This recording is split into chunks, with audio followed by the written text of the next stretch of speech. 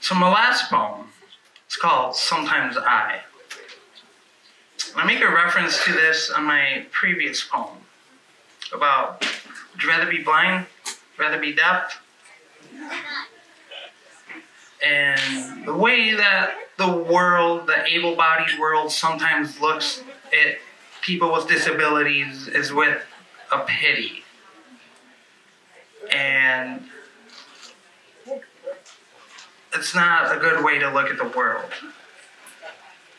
Proud to be deaf. Proud to wake up in the morning and have a choice whether or not I want to put in a hearing aid or live the world in silence. And that's what this poem is all about. So I'm just going to leave it at that. This one's called Sometimes I.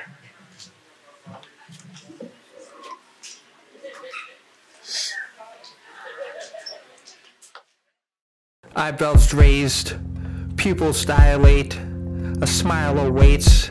I know what's next. It's the punchline and I missed the whole thing, but I caught on and faked along. Day in and day out, it's the same flow, so allow me to tell you how this story goes. Each morning I awake to the silent fate that I was meant to face. Luckily I've gotten the opportunity to put in a pair of ears and live life somewhat fake. I thought I understood what was being said. However, instead, I fill the blanks and nod my head. Just recently, someone asked if I understood the words that were coming out of their mouth.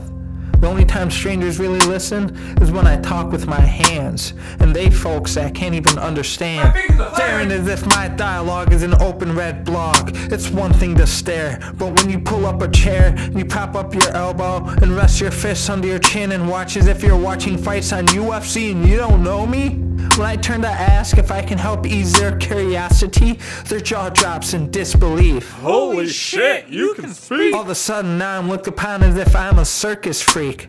There's one thing that hearing folks don't get. There's a difference between hearing, there's a difference between understanding, and there's a difference between listening. If most people realize that shit, most relationships won't be so whack. I can hear, but can I understand? To be honest, sometimes I don't give a damn.